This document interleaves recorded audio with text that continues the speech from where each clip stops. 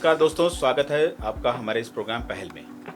पहल हर उस क्षेत्र में लेकर के जाता है जहाँ पर हम जनहित की बातें करें, हम लोगों के हित की बातें करें और सार्वजनिक रूप से जहाँ पर किसी को कोई नुकसान हो रहा है, कोई परेशानी है, बीमारी है, उसकी बातें करें।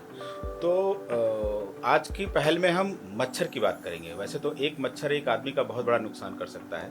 आपने किसी फिल्म के डायलॉग में भी देखा होगा कि एक मच्छर बहुत कुछ कर देता है। लेकिन इस समय मच्छर जनित बीमारियों के लिए बात करने के लिए हमारे साथ में हैं डॉक्टर रितु श्रीवास्तव जी, जो कि district vector borne disease control officer हैं। मैम, आपका बहुत बहुत स्वागत है हमारे इस प्रोग्राम में। Thank you Pathak ji. तो अगर हम बात करें, आप तो देख रहे हैं हमारा प्रदेश काफ़ी बड़ा है, 75 डिस्ट्रिक्ट्स हैं, अच्छी खासी पॉपुलेशन है और जिसमें लखनऊ का जिम्मा आपने संभाला हुआ है कि मच्छर काटने ना पाए। तो आपको क्या लगता है मच्छरों की क्या स्थिति है? कितने तरह के मच्छर हैं जो हमें काटते हैं? क्योंकि हम लोग तो काटते समय जान ही नहीं पाते हैं कौन सा मच्छर काट रहा है, वो मच्छर कौन सी प्रजाति का है। जी। सबसे पहले तो मैं आपका धन्यवाद और शुक्रिया अदा करना चाहूँगी कि आपने इस पहल में ये पहल ली है कि आप वेक्टर जनित जो हमारे रोग हैं उनके बारे में हम लोग इस पे चर्चा कर सकें। तो वेक्टर जनित रोग जो हमारे हैं वो मच्छर से होने वाली बीमारियों को हम मुख्यतः कहते हैं, जैसे आपकी malaria, dengue, chikungunya, filaria, Japanese encephalitis, जो हमारे माननीय मुख्यमंत्री का सबसे जो है वो हृदय के करीब जो कार्यक्रम है संचारी रोग, उन्होंने जापानीज एन्सेफेलाइटिस के लिए ही लॉन्च किया था। तो हमारे मूलतः लखनऊ में हमारे 3 तरह के मच्छर हमें परेशान करते हैं हमारी जनता को। वो होता है एक एनोफिलीज, एक एडीज और एक क्यूलेक्स। तो एनोफिलीज की जो मादा मच्छर है वो आपके जो है वो मलेरिया कॉज करती है। डेंगू और चिकनगुनिया एडीज मच्छर का पैदा जो होते हैं वो कॉज करते हैं, और फाइलेरिया जो है और जापानीज एन्सेफेलाइटिस ये क्यूलिक्स मच्छर से होता है। जो मच्छर आमतौर पे हमारे जो भुन जो कान में करते हैं, छोटे छोटे मच्छर, वो क्यूलिक्स होते हैं जो ज़्यादातर गंदे पानियों में पाए जाते हैं। बाकी मच्छर जो हैं वो साफ पानियों में पाए जाते हैं। तो बहुत अच्छा आपने टेक्निकल बताई, जो भुन करने वाली बात बताई। तो ये बाकी सब नहीं भुनभुनाते हैं? भुनभुनाते हैं, लेकिन जो ये हमारे जो मस्कीटोज हैं आपके, खासतौर से जैसे अगर हम जनपद लखनऊ की बात करें तो एडीज मच्छर, जो डेंगू आपने सुना होगा लखनऊ। हाँ हाँ हाँ। और जब सीज़न आता है, बरसात के बाद हमारी शुरुआत होती है, तो चिकनगुनिया और डेंगू, बस यही 2 बीमारियां हाँ, डेंगू का प्रकोप अस्पताल में शुरू हो जाता है और दिखाई पड़ते हैं सारे मरीज। सारे अखबारों में, सारी जनता में इसी का जो है बारे में होता है। तो ये एक डे बाइटिंग मस्कीटो है, ये दिन में काटता है, ये दिन में काटता है। और ये जो है वो जो आपके अपने घर के अंदर जो पर्दे का पीछा है, सोफे के नीचे है, गमले के पीछे है, जो डार्क कॉर्नर्स होते हैं घर के अंदर। तो ये एरिया आपने बताए, अब इनसे बचने के क्या तरीके हैं, क्या क्या किया जाए? जैसे आपने बता दिया ठीक है, यहाँ यहाँ स्पॉट किया जा सकता है, करे क्या आदमी? थोड़ा सा डायरेक्टली अवेयर कैसे किया जा सकता है लोगों को? देखिए, जो मच्छर की, इसके लिए थोड़ा सा पीछे चलेंगे, मच्छर की लाइफ साइकिल में चलेंगे।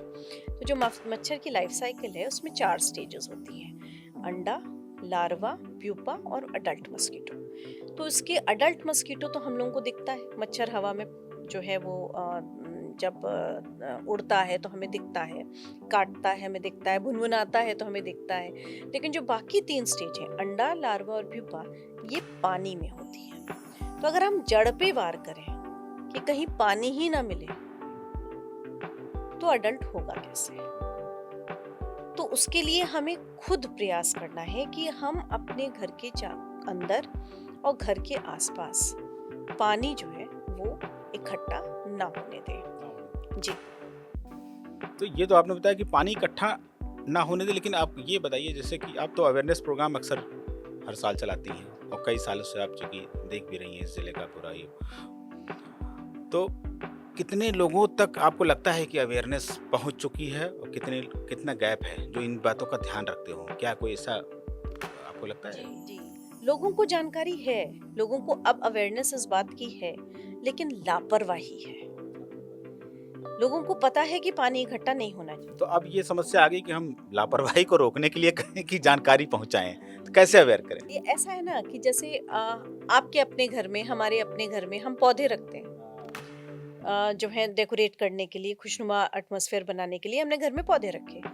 फर्श बचाने के लिए हम उसके नीचे ट्रे रखते हैं। तो पानी जो आपने गमले में डाला वो नीचे पानी इकट्ठा हुआ, और अगर आपने उसको खत्म नहीं किया, हटाया नहीं, हफ्ते भर बाद तक वो पानी पड़ा रहा, तो उसमें ज़रूर मच्छर जो है वो अंडा देगा, और आगे आपकी जो है वो बीमारी फैलने का स्रोत आपने खुद पैदा कर लिया। लेकिन यदि आप उस ट्रे को हर हफ्ते साफ कर दें, स्क्रब करके साफ कर दें। स्क्रब करके क्यों कह रही हूँ? क्योंकि जो मच्छर का अंडा है वो साल से 2 साल तक अपने आप में जीवित रहता है। अच्छा। उसको अगले सीजन भी 2 बूंद पानी भी मिलेगा, आधा चम्मच पानी भी पर्याप्त है, उसके वापस हाँ, उसको ज़्यादा पानी चाहिए नहीं। लाइफ साइकिल उसकी शुरू हो जाएगी। तो स्क्रब करके साफ करोगे तो अंडा उसका निकल जाएगा। या आप दूसरी चीज कर सकते हो कि आप बालू डाल लीजिए उस ट्रे में, गमले की, और उसके ऊपर गमला रख लीजिए, तो पानी सोख लेगी। छोटी छोटी चीजें अगर हम कर लें, हम फूलदान रखते हैं, हम कूलर चलाते हैं, हम एसी के डाउन पाइप लगाते हैं, ये सारी चीजें हमारे घर के अंदर ही हैं। उसमें हमें सरकार का कोई नगर निगम का आकर के हमारे घर के अंदर नहीं साफ करेगा। हम चिड़ियों के पानी के लिए रखते हैं, हम गाय को पिलाते हैं, हम ये सारी चीजें इकट्ठा करके रखते हैं। हम परोपकार के लिए करते हैं काम, लेकिन अपने लिए बीमारी को दावत दे देते हैं यदि हम साफ सफाई का ध्यान नहीं रखते हैं। तो ये लापरवाही ही तो है कि हमें पता है कि पानी इकट्ठा नहीं होना चाहिए, लेकिन हमने अपनी लापरवाही में उसको हफ्ते भर में साफ नहीं किया। चलिए, ये तो बचाव की बात है, क्योंकि हमने देखा है हॉस्पिटल्स में कई बार ऐसे खुद जाके देखा है कई बार कि डेंगू जो एक मच्छर के काटने से होता है, उसके लिए रोते बिलखते देखा है कि अल्टीमेटली बहुत सारी ऐसी स्थिति आ जाती है जहाँ बच्चा या बड़ा मरीज नहीं बच पाता, उसकी डेथ हो जाती है। तो और बात शुरू होती है कहाँ, एक मच्छर से या गमले के पानी से। तो स्ट्रिक्ट होना चाहिए थोड़ा सा। तो हम सरकार इसमें जो, चूँकि आप गवर्नमेंट ऑफिसर हैं, तो आपको जिम्मेदारी सरकार की तरफ से होती है कि ठीक है आप अवेयर करें और जानकारियाँ पहुँचाएं।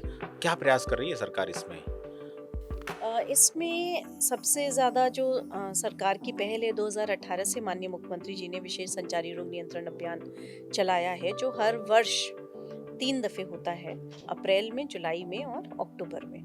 तो ये एक पूरा घर घर जाकर के हमारी आशा बहन जी, हमारे वर्कर्स जो हैं, वो दस्तक दे के लोगों को इसके बारे में जागरूक करते हैं। ये सबसे बड़ी और सबसे पॉजिटिव जो है वो पहल है, और इससे हमें काफ़ी फ़ायदा भी मिला है। जैसे कि मैंने कहा, लोगों को जानकारियाँ अब हो गई हैं, लापरवाहियाँ अभी अच्छा आदत में है।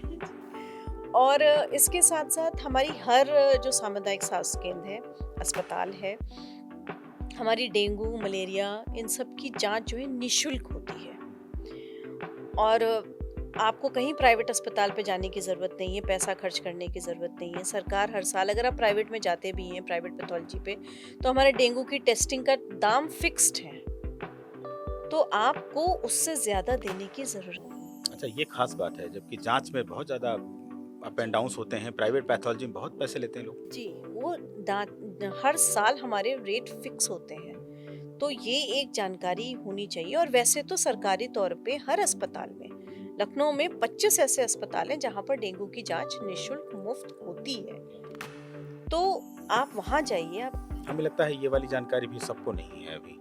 हो सकता है हम लोग तो प्रचार प्रसार करते हैं इस बात का कि आप सरकारी तंत्र में ही जाइए और एक दूसरे को लोग बताएं, आपकी जैसे आपने अभी बताया, तो ये बात औरों में पहुंचनी चाहिए। बिल्कुल। और ये दूसरी चीज़ है जो हम लोगों की है। तीसरा ये है कि हम लोग अपने लेवल पे जो स्कूल के बच्चे हैं उनमें अवेयरनेस करते हैं, क्योंकि स्कूल में अगर ये मेरा भी अपना भी एक सोच है कि अगर स्कूल के बच्चे को टीचर ने कोई बात बताई है तो उसके लिए पत्थर की लकीर है, और वो घर पे ज़रूर जा कर के अपने अभिभावक। आप भी शिक्षण से जुड़ी रही हैं? बिल्कुल जुड़ी रही हूँ। अच्छा, तो इसलिए आपको ज़्यादा शिक्षण में और ट्रेनिंग। क्योंकि जो भी चीज़ें मतलब बताई हम लोगों ने, मतलब मैंने तो खैर यूनिवर्सिटी लेवल पे पढ़ाया है, तो बड़े बच्चों को जो भी बता दो तो वो ध्यान से सुनते ही हैं। साथ में अगर बच्चा हमारा खुद का भी अगर स्कूल से कुछ सीख करके आता है तो उसकी इंसिस्टेंस होती थी कि ये काम ज़रूर घर पे किया जाए। कहीं न कहीं 3 कम्युनिटी जुड़ जाती है ना, एक तो टीचर हो गया और दूसरा बच्चा खुद हो गया और तीसरा उसके पेरेंट्स हो गए। जी, एक लंबी कम्युनिटी। लंबी कम्युनिटी जुड़ जाती है। तो ये सरकार की पहल जो है वो लगातार चल रही है। और कोई ऐसी जानकारी जो आप बताना चाहें जो लोगों तक पहुँचे इसके बारे में? पिन पॉइंटेड जानकारी जो लोगों तक सीधे तौर पे पहुँचाई जा सके। बहुत इम्पोर्टेंट 2 बातें कहना चाहूँगी। पहली बात ये कि अगर आपको कोई बुखार आए, तो खुद से उपचार ना करें, किसी चिकित्सक की सलाह से ही करें, क्योंकि जहाँ तक अगर हम डेंगू की बात करें, तो डेंगू एक सिंपल आम वायरल बीमारी है, जो घर पे आपके फ्लूइड मैनेजमेंट और सिंपल पैरासिटामॉल से ठीक हो सकती है। लेकिन चूँकि ये इसमें बदन दर्द बहुत भीषण होता है, तो लोग इसमें जो है पेन किलर्स ले लेते हैं, और पेन किलर्स लेना आपके लिए घातक हो सकता है। इससे हेमरेज हो जाता है और इससे ही आप अस्पताल पहुंच जाते हैं, और आप जी, और इसी से आपकी जिंदगी और मौत के बीच में आप झूलने लगते हैं। तो पेन किलर्स बिल्कुल ना लें। आप कैसे समझ पाओगे? इसलिए आपको बुखार आए तो सिर्फ पैरासिटामॉल लीजिए और आप डॉक्टर के पास चले जाइए, सबसे पहली बात। दूसरी बात, अगर आपको मलेरिया है, फिर वही कहूँगी, चिकित्सक का परामर्श लें। 14 दिन का कोर्स होता है। 14 दिन का कोर्स सरकारी मुफ्त मिलता है, उसको ज़रूर खाएं। ये मत सोचें कि दवा मतलब अब हमारा बुखार उतर गया, छोड़ दें, क्योंकि ये पैरासाइट आपके शरीर में चलता रहेगा, रिलैप्स होएगा, आपको बार बार बुखार आएगा, आपको बार बार कमजोरी देगी। ओके, तो बहुत इम्पोर्टेंट बात है कि लोग बीच में पूरा कोर्स छोड़ देते हैं, करते नहीं हैं, तो वो उनको फिर दोबारा री अटैक हो जाता है। तो ये 2 तो बहुत ही ज़रूरी जानकारियां हैं। और इसके साथ एक छोटी सी बात और कहना चाहूँगी कि जिन लोगों को इस तरह की जानकारी है, या जो लोग हमको सुन रहे हैं आपके माध्यम से, मैं चाहूँगी कि वो भी अपने आसपास इस जो हमारी ये मैसेज है, इसको ज़रूर पहुँचाएं और सरकार का साथ दें। हम लोग आपके साथ हैं, स्वास्थ्य विभाग आपके साथ है, सरकार आपके साथ है। आपकी हर बीमारी में, आपकी हर परेशानी में अगर आप एक कॉल भी करोगे, तो एम्बुलेंस आपके घर आएगी, डॉक्टर आपके घर आएगा, हम लोग दवा देने आपके घर तक आएंगे। आपकी हर परेशानी में आपके साथ खड़े हैं। बस आप खुद का साथ दीजिए और सही रास्ता पकड़िए। बहुत बहुत धन्यवाद डॉक्टर ऋतु, आपका इतनी सरल भाषा में आपने जो बातें बताई हैं। मैं चाहूँगा कि ये इस पॉडकास्ट और इंटरव्यू के माध्यम से जन जन तक पहुँचे, मैक्सिमम लोगों तक पहुँचे। सिर्फ लखनऊ नहीं बल्कि दूर दराज गाँव में भी लोग देखें, क्योंकि भ्रांतियाँ ये हैं कि इलाज नहीं मिल पाता, जबकि एम्बुलेंस घर तक पहुँच रही है। जो भी अस्पताल जहाँ पर हैं, चाहे वो छोटे अस्पताल हैं, चाहे वो बड़े अस्पताल हैं, सब पर चिकित्सा सुविधा फ्री है, टेस्टिंग फ्री है। डेंगू की जांच के लिए मैंने देखा है कि लोग परेशान होते हैं, और डॉक्टर ऋतु ने बताया कि ये जांच एकदम फ्री है। फिक्स्ड रेट पर जांच हो रही है, ये खास बात बताई, इस पर लोग ज़रूर ध्यान दें कि अगर वो फिक्स्ड रेट पर जांच हो रही है तो अलग अलग तरह से उसका पैसा नहीं देना है, या कोई बढ़ा चढ़ा के मांगता है तो उसकी शिकायत करी जा सकती है या जानकारी दी जा सकती है। तो ये महत्वपूर्ण जानकारी। मच्छर का सीजन आने वाला है, जैसे हर चीज़ का सीजन आता है, तो एक मच्छर बहुत कुछ ना कर दे आपके साथ, अस्पताल ना पहुंचा दे, जीवन को घातक स्थिति में ना पहुंचा दे। तो आप डॉक्टर ऋतु की बातों का ध्यान दीजिए और देखते रहिए प्रोग्राम पहल। Thank you.